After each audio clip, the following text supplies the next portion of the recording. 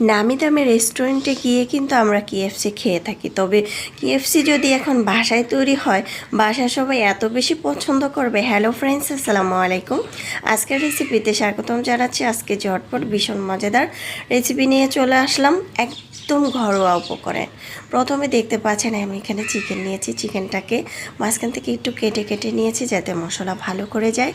আর এটা কিন্তু আগে থেকে একটু লেবুর রস দিয়ে ধুয়ে পরিষ্কার করে নিয়েছি। বাসায় ভিনেগার থাকলে সেক্ষেত্রে একটু ভিজিয়ে ধুয়ে পরিষ্কার করে নিতে পারেন।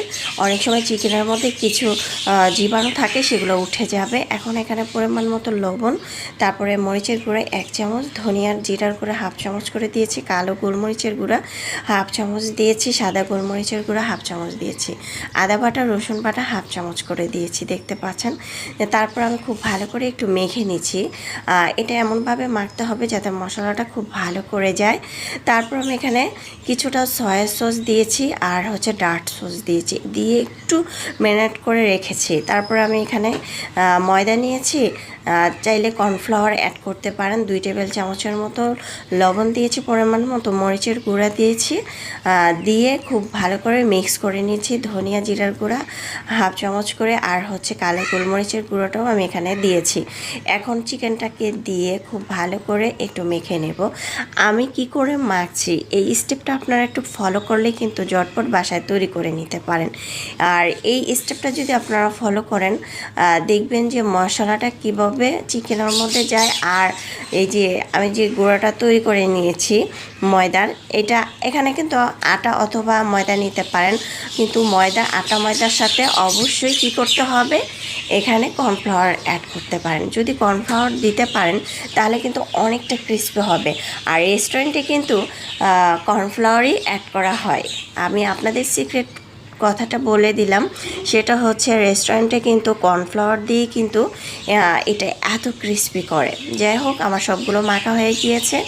আমি এখন পানি নিয়েছি, পানির মধ্যে এভাবে চুবিয়ে নিয়ে আবারও ময়দার সাথে মিক্স করে নিব। দেখতে পাচ্ছেন এই স্টেপটা আমি 2 থেকে 3 বার করব।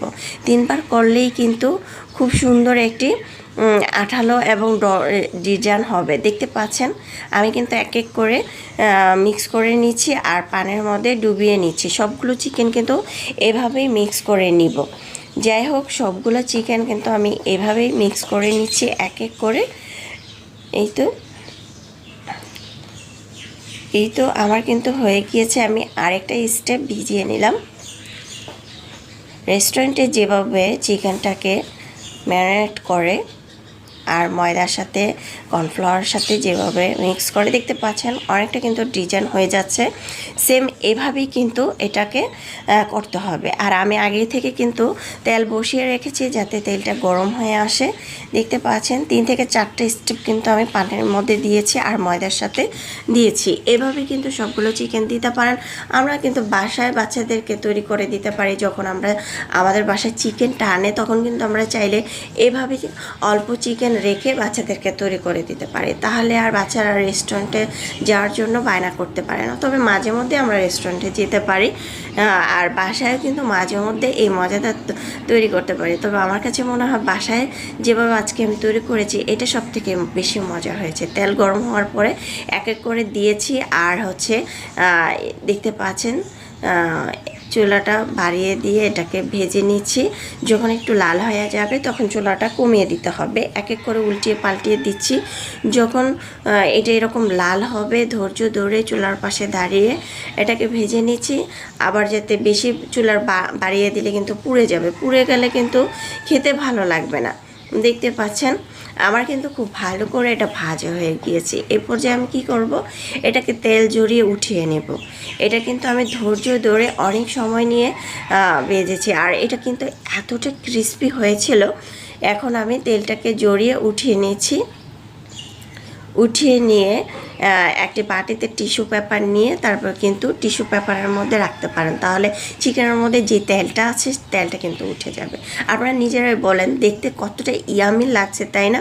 এটা চাইলে বাসায় টমেটো সস, সালাদ এগুলো দিয়ে পরিবেশন করতে পারেন। বাচ্চারা তো এত বেশি পছন্দ করবে। আর এটার যে ফ্লেভারে কিন্তু বাচ্চারা এত বেশি চারপাশে এই ফ্লেভারটা ছড়িয়ে যাবে যে আমি আজকে বাসায় কেএসপি তৈরি করছি।